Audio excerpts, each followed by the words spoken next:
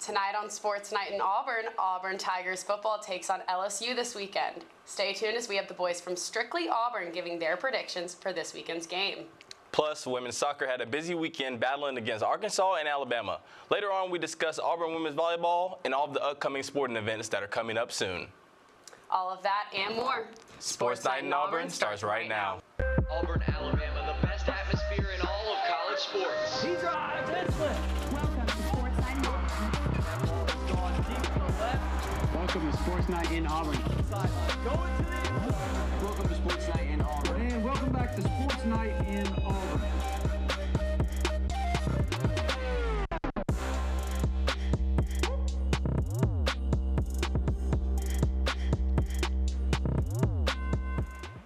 Good evening and welcome to Sports Night in Auburn. I'm Justin Stuckey. And I'm Faith Richardson coming to you live from our studio. Faith, it's our first time doing this. You ready? I'm ready. Let's get into it. Oh, yeah. Coming up next, we have the boys of the show Strictly Auburn breaking down the upcoming football game against LSU Tigers this weekend. Now, Justin, I got to ask, who do you have winning this game? You know I'm 100% on game day predictions, and I don't think that's going to change this weekend. I got the Tigers coming out on top. Which Tigers you got? Gonna have to see this weekend. All right. Now, without further ado, let's see what the boys have. Let's take a look.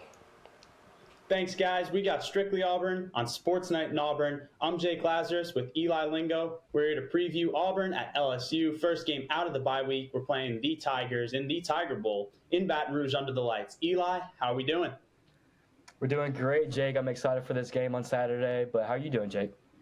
I'm doing fantastic. Let's dive right into it. So this game's a strength-on-strength matchup, right? We got the Auburn defense playing lights out right now, and the LSU offense is one of the best offenses in the country, led by quarterback Jaden Daniels. Eli, what are your first thoughts heading into the Tiger Bowl this weekend? So, yeah, first thoughts, like you said, this is strength on strength. I think our defense is going to have to continue to force turnovers. Jalen Simpson, he's doing that pretty well. We know that. He's got 4 interceptions on the season. And then guys like, Marcus Harris going to continue to have really good games. Eugene Asante and, guys like DJ James. We're just going to have to play lights out on defense. And I think the biggest thing is containment for Jaden Daniels. He's having a really good game. I mean, a really good season so far.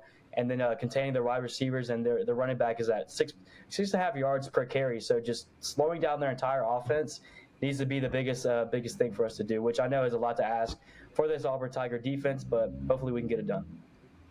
Yeah, like you said, Jaden Daniels just shy of 2,000 passing yards on the season, 19 touchdowns, just 2 interceptions, good for the 4th best QBR in the nation. So he's kind of launching himself into the Heisman conversation week by week. Yep. Brian Thomas and Malik Neighbors, both are probably going to be 1,000-yard receivers for them. So 2 guys to keep an eye out for. And Logan Diggs, the LSU running back, good for 6 yards a carry. Just a really efficient back, gets it done on the ground, and really potent with him and Daniels both as running threats. On the Auburn defense, though, on the other side of the ball, it's guys like Kendrick Falk who are going to have to step up, and Marcus Harris. They're going to be the guys that kind of contain the run. Marcus Harris, best PFF D lineman in the country against the run last week, so yes, sir. Props to Marcus Harris. And then DBs-wise, DJ James and Nehemiah Pritchett both have to step up. Against Georgia, the only real knock I had was they kind of struggled to tackle guys in open field, and they kind of got bossed around by bigger wide receivers, struggling to get off blocks. So keep an eye out for that to continue to be a struggle. I don't know why that would change in a week. So containment of Jaden Daniels is my key to the game. Can the Tigers contain Jaden Daniels? What's your one key to the game, if you have one? How does Auburn win this football game? I think Auburn has to, so LSU is scoring 40, they're averaging 44 points a game. If Auburn can score at least 2 touchdowns or 3 touchdowns and hold LSU at around that number, I think we can win this game, Jake.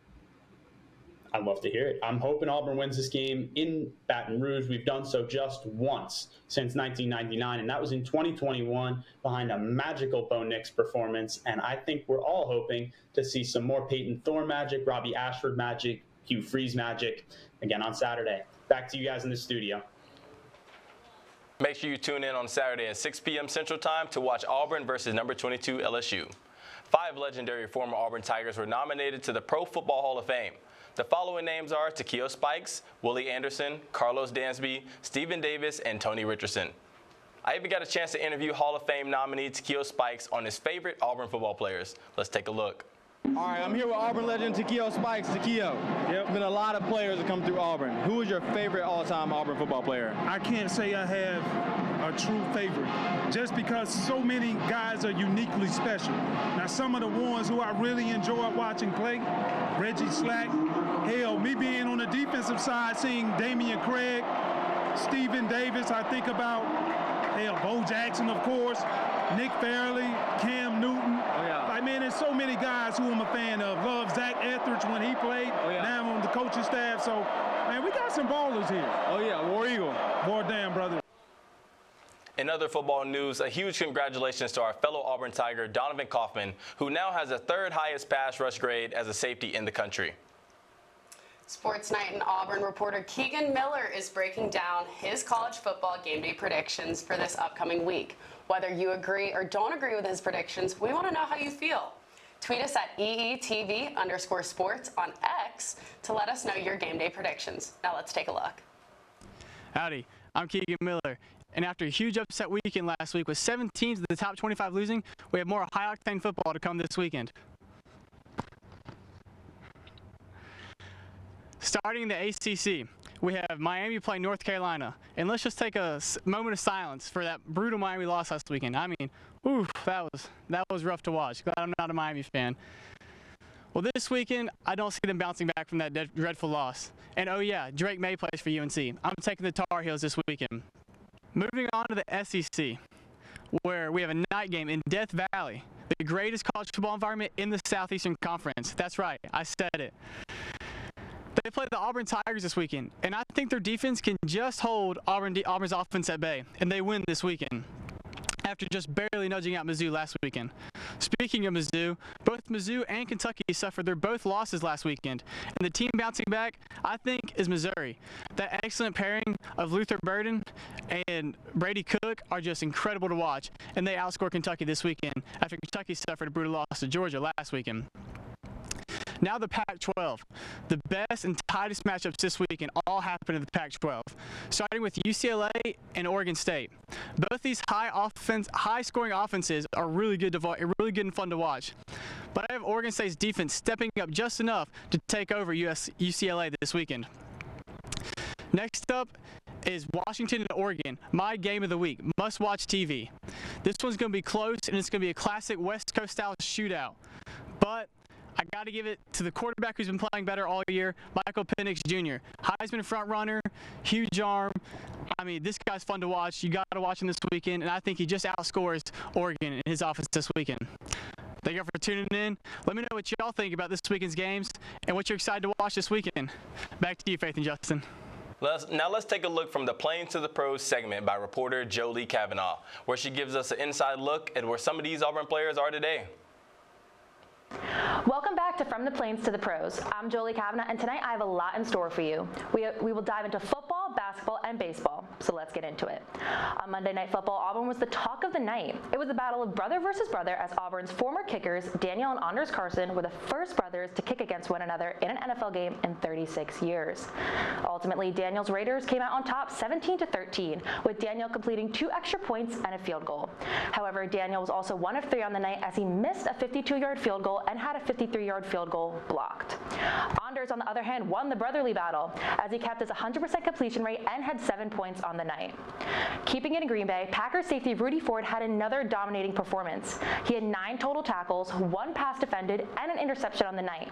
He was able to jump in front of Raiders wide receiver Jacoby Myers to pick off Jimmy Garoppolo and run for 9 yards. This was Ford's second interception in back-to-back games, and this had him as the second highest graded Green Bay player for the second week in a row with a grade of 75. Jumping back to Sunday football, the Tennessee Titans and Indianapolis Colts game also had 2 former Tigers battling it out. On the Titans was cornerback Roger McCreary. He had 8 total tackles, 1 quarterback hit, and even a strip sack. McCreary was able to come up for the blitz, sacking Anthony Richardson for 13 yards and forcing the fumble in the process. This had a total loss of 17 yards. On the Colts side was offensive tackle Braden Smith. For the second straight week, Smith was the Colts' highest graded offensive lineman with a blocking grade of 83.3, according to PFF. This is also the 3rd highest grade on the team. In his first game back from injury, Patriots cornerback Jonathan Jones recorded 4 total tackles, including 2 solo. This was his first game since the season opener after missing 3 weeks with an ankle injury.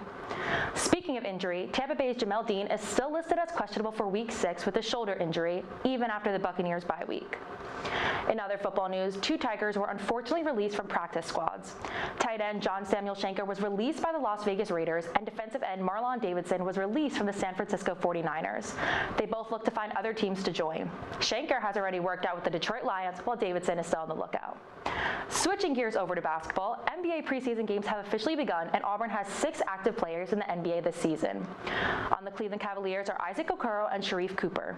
Okoro looks to begin his 4th season in the NBA and started off with a bang as he led the Cavs in points in the first preseason game with 19. Cooper, on the other hand, will get his shot in the NBA this season after grinding in the G League. Then over in Houston, we have Jabari Smith Jr. The former top 3 draft pick began his 2nd season with the Rockets with a strong performance of 14 points, 7 rebounds, and 1 block. Jabari's former teammate and fellow draftee Walker Kessler is on the Utah Jazz.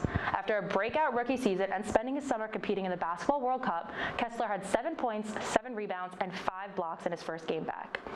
Over in Orlando is Chuma Okeke on the Magic. After a season overridden with injury, Okeke looks to make a comeback. Lastly, on the Charlotte Hornets is JT Thor. Thor had 12 points, 5 rebounds, and 1 steal in his first preseason game. But don't leave yet. Before I leave you, don't forget to watch Auburn Baseball's Eduardo Julian in the MLB playoffs for the Minnesota Twins. That's all I have for you. I'm Joleigh Cavanagh. Good night, and War Eagle. Today's crew may look a little bit different. Thank you, Paige Hunter, for coming on here to discuss your top 3 plays of the week. Thanks for having me, y'all. So excited to be on. Now let's get into it. While football had a bye week, the Lady Tigers of volleyball and women's soccer both had big weekends. Let's jump in and look back on the biggest moments and best plays. At number 3, we have a kill from Madison Shear for the final match point against the number 25 Tigers. They upset the number 9 Florida Gators and 3-0 in sets. Shear sends the ball to the back of the court to seal the historic win in Gainesville. A huge win for Auburn and a huge night for Shear as she earned SEC Player of the Week honors and was named ABCA Game Changer National Player of the Week. Volleyball also comes in at number 2 this week, this time with a team effort play. Belle Zimmerman sends the ball over the net, but South Carolina is able to keep it in play. Akasha Anderson dives to save the ball, with Sarah Morin following her out of bounds and sending the ball behind her. Zimmerman sets it over the net, back to South Carolina, who spikes the ball out of bounds, and Auburn wins the 14th point. Big play and an amazing team effort by the Tigers, who won the 15th point to secure the 3-2 win against the Gamecocks. And at number 1 is the game-winning goal from Sydney Thibodeau against Arkansas. Tied 1-1 with 30 minutes left in regulation, the Razorbacks get the ball, but is quickly stolen back by Thibodeau, who passes to Maddie Simpson. Simpson sends it back to Thibodeau, who fires a shot from outside, and the ball finds the top right of the net. A rocket goal from Thibodeau as the Tigers upset Arkansas 2-1 in the thriller of a game for their first top 10 win since 2017. And that's all from this action-packed weekend. We'll see you back here for more thrilling moments in Auburn athletics. Thanks for that breakdown, Paige. Moving on to women's soccer. A personal congratulations to junior Sydney Thibodeau, who got the game-winner goal that helped the Tigers pass number 9 Arkansas this Sunday. The Tigers won with a 2-1 defeat at the Auburn Soccer Complex. Karen Hoppe expressed her gratitude to the team's full effort on both ends of the ball this year. The Tigers outshot Arkansas 12-10 with senior Anna Haddock with 4 shots and scoring the game's first goal. Even defensively, the Tigers were strong, keeping the Razorbacks from scoring only 1 time. Last Thursday, the Tigers battled against the rivalry number 19 Alabama, unfortunately losing 2-1 at the Alabama Soccer Complex. There was a difference between the Alabama game and the Arkansas game. Karen Hoppe exclaimed the importance of giving your 100% for all 90 minutes of the game. The defensive errors are ultimately what caused the Tigers' defeat. Auburn women's volleyball is giving sophomore Madison Shear her flowers, as she's the most outstanding outside hitter in the country.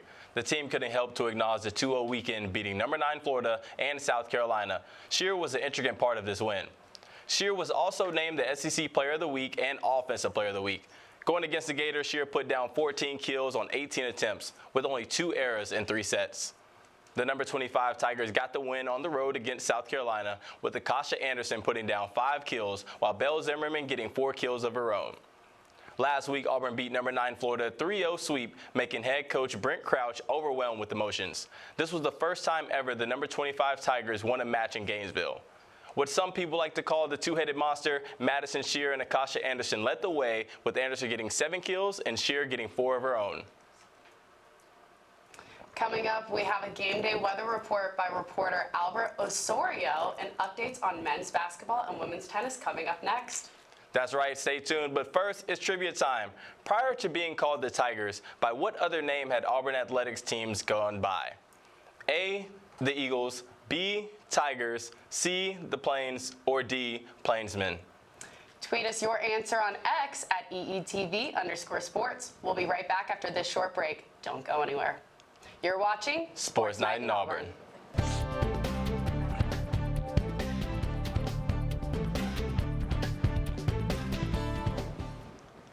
Good evening, y'all. My name is Albert Osorio, and I will be covering the weather report of the week. Auburn soccer will be home this Friday to take on Texas A&M at 6:30 p.m. Expect cloudy skies with a high of 75 and a low of 65. There will be a slight chance of a rain shower, so bring a rain jacket or poncho just in case. Auburn football will return from their bye week this Saturday as the Orange and Blue Tigers take on the Purple and Gold Tigers of LSU in Death Valley at 6 p.m. If you are taking the trip to Baton Rouge, expect clear skies with a high of 80 and a low of 63. Finally, Auburn softball will have back-to-back exhibition games this Sunday as they take on Coastal Alabama and Enterprise State at 2 p.m. and 4:30 p.m. There will be partly cloudy skies with a high of 66 and a low of 54. That's all I got for the weather report of the week. I'm Albert Osorio, and you're watching Sports Night in Auburn. War Eagle.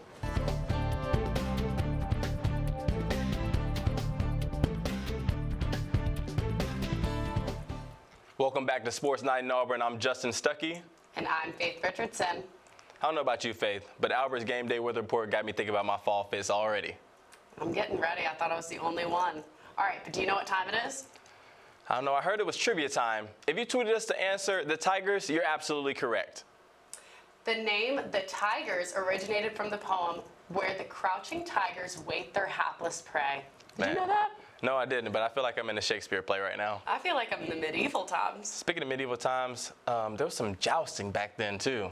Oh, like equestrian? Yeah, equestrian. Well, speaking of, Auburn Equestrian is on fire as they took the victory in a complete blowout, winning 16-3 against Baylor last Friday. This means that the Tigers move on 2-0 this season.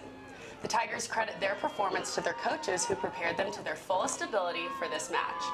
Entering the day, the team opened with a sweep in fences, making this the second straight meet the team has earned all 5 points in the event. Moving on to men's basketball, Janai Broome was named to Andy Katz's top 10 power forwards at number 2 behind Duke's Kyle Filipowski. The National Collegiate Athletic Association describes Broome as having a huge impact on their team last season, and they predict that Broome will have an even better season for this upcoming 2023-2024 season. Number 1 men's golf concluded play yesterday at the Williams Cup presented by Stitch in Wilmington, North Carolina. After the first day of play on Monday, the Tigers were trailing host in number 2 North Carolina by 15 shots. Ultimately, the Tigers couldn't quite take the lead and ended up with a second-place finish in front of number 6 Arizona State. Junior Brennan Valdez led Auburn as he finished in 6th place as the only Tiger below par at 215. This marks his 3rd top 10 finish on the season in just 3 events. The Orange and Blue also had 3 more teammates finish in the top 20. Sophomore Reed Lauder landed in 13th place, while senior J.M. Butler and freshman Jackson Coyvon tied it up in 19th place. Coming up, the Auburn Tigers will split up with 2 tournaments this weekend.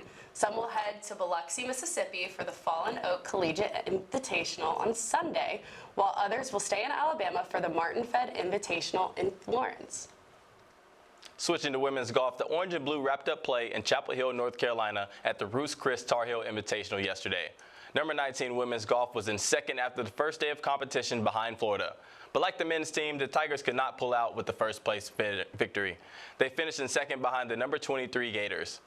Auburn's Casey Weidenfeld also finished as runner-up on the individual side, and Megan Scoffel will also in the top 10 tying for 10th. The Tigers will head to California next for the Stanford Intercollegiate presented by Dr. Condoleezza Rice. Jumping over to tennis, the women's tennis team finished play at the ITA All-Americans in Cary, North Carolina on Sunday. Fifth-year Carolyn Ansari reached the singles main draw finals, but ultimately lost in the last round to number 8 Oklahoma State, Anastasia Komar. Ansari's road to the finals was not easy. She won 3 consecutive ranked matches to get there. This included wins over the 16th, 23rd, and 110th ranked single players in the U.S. Auburn DJ's Bennett also won consecutive matches. She won 4 between both the pre-qualifying and qualifying rounds. Her win over number 30 Abby Forbes of North Carolina was the highest ranked win of her entire collegiate career. Moving on to doubles, DJ Bennett and her partner Celine Uvank became the first doubles team to reach the main draw quarterfinals in Auburn history since 2014. This came after their 5 consecutive wins and their ranked win over the 6th ranked doubles team in the nation. But wait, there's more. Auburn Kaylin Carnicella and Ava Esposito Kogan wrapped up the competition at the ITA Southern Regional Championship in Baton Rouge yesterday. The women's team will take a bit of a break this week before heading to Tuscaloosa for the Roberta Allison Invitational on October 17th. Hopping over to the men's side, men's tennis also concluded play at the ITA All-Americans. In Tulsa, Oklahoma, senior Raul Dubai made it to the singles main draw. In the qualifying rounds, he had 3 singles wins, which earned him a spot in the main draw. However, he was ultimately defeated after just 1 match in the main draw. The 33rd ranked singles player in the nation, Tyler Stice, also competed in the singles main draw. He too, however, was eliminated after 1 match. Auburn's Billy Blades and Will Nolan recorded singles victories in the pre-qualifying rounds, but were unable to move on to the qualifying round. Sophomore Alejandro Marino made it to the qualifying round, but couldn't pull out the W and get to the main draw.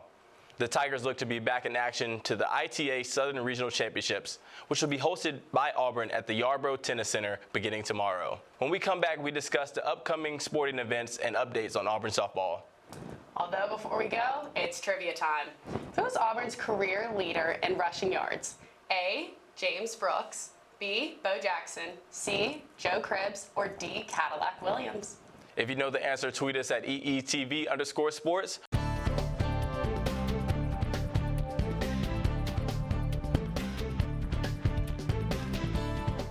Welcome back to Sports Night in Auburn. I'm Faith Richardson. And I'm Justin Stuckey. If you tweeted us to answer Bo Jackson, you're correct. Did you know that, Justin? I did know that. He was pretty fire back in the day. I mean, I think he's a pretty cool guy now, too. Yeah, I got his jersey. I did interview him. Actually, I know him. Shout out, Bo. Shout out, Uncle Vince. All right, well, Auburn softball had another busy weekend. The Tigers had a doubleheader yet again on Sunday in Montgomery. The Orange and Blue had a Sunday sweep as they defeated Auburn-Montgomery 5-1 and then Alabama State 4-3. On the mound, sophomore Emma Rolfe led Auburn with 4 scoreless innings against AUM. She had 4 strikeouts and allowed just 2 hits and 1 walk. Then against Alabama State, junior Annabelle Wedra earned the win with 6 strikeouts. Freshman Kayla Clemens earned the save when she closed the day with 5 strikeouts. At bat, junior Abby Smith led Auburn with 1 run and 2 RBIs. Annabelle Wedra had 2 runs scored, and senior Michaela Packer had a pair of runs and RBIs. The Tigers look to have their 3rd doubleheader in a row and continue their undefeated streak when they take on Coastal Alabama Community College and Enterprise State Community College on Sunday at J.B. Moorfield. Diving right into swim and dive, the Tigers competed at Louisville as well as the SMU Classic in Dallas, Texas. Starting off in Kentucky, it was a split win for Auburn. The men's team was able to secure the W against Louisville with a dominating score of 202 to 151, while the women's team fell to the Cardinals 183 to 170. Then in Dallas, competing against 5 other teams, the men finished in 2nd, while the women finished in 3rd. The men's team lost by just 1 point to Louisville with a score of 312, while the women's team fell behind both Louisville and USC. In addition, 2 Auburn swimmers were giving SEC weekly honors. Senior Kinsley Merritt was named the SEC Women's Swimmer of the Week. This comes after her stellar performance at the SMU Classic. She had 2 B-flight victories, recording a personal best of 52.59 in the 100 back, and had the 2nd fastest time in the nation for the 200 back. Over in Louisville, the SEC Men's Freshman of the Week went to Harrison Rayner. In his first ever meet as an Auburn Tiger, Rayner won his first individual event and had the 2nd fastest time of his career in his 2nd. Up next, the Orange and Blue will host the War Eagle Invite at the James E. Martin Aquatic Center starting on Friday. In other exciting news, Auburn graduate student Zach Dickey is headed to Australia for the Power Chair Football World Cup. Dickey's a member of the U.S. Power Soccer national team. If you didn't know, Power Soccer is an adaptive sport where athletes in power chairs play 4-on-4 dribbling a ball with the objective of making a goal with a powerful spin kick. Dickey had dreams of playing soccer but has a genetic disease that doctors have yet to diagnose. Power Soccer has helped him achieve his dreams of playing the game. He's one of 8 members on the national team and looks to bring the win home to Auburn. You can watch the tournament starting on Saturday on the official FIPFA YouTube channel. Whip up your calendars because I'll be going through all of our upcoming sporting events. Don't forget to check out cross country when they travel to Tuscaloosa for the Crimson Classic on Friday. Auburn football battles LSU Tigers this Saturday with the kickoff at 6 p.m. Shifting to Auburn volleyball, they will be battling against Tennessee this Friday. Moving on to Auburn soccer, they have a home game against Texas A&M this Friday for the Military Appreciation Game. They will even have free post-game show fireworks. Women's tennis goes to the Roberta Allison Invitational in Tuscaloosa, Alabama next Tuesday. On October 20th, women's golf will move on to Stanford Intercollegiate presented by Dr. Condoleezza Rice in Stanford, California. This upcoming Sunday, Auburn softball competes at home against Alabama Community College and Enterprise State Community College. Men's tennis will be at home this week competing in the ITA Southern Regional Championships. Men's golf competes in the Fallen Oak Collegiate Invitational and the Martin Fed Invitational. Number 2 equestrian team takes on number 10 UT Martin this Friday. And last but not least, the swim and dive team will be at the War Eagle Invite this Friday as well. That is all we have for you tonight. Make sure to follow our Instagram at EagleEyeTV and our Twitter at EETV_sports. I'm Faith Richardson. And I'm Justin Stuckey. Good night, and thank you for tuning in to Sports Night in Auburn. War Eagle.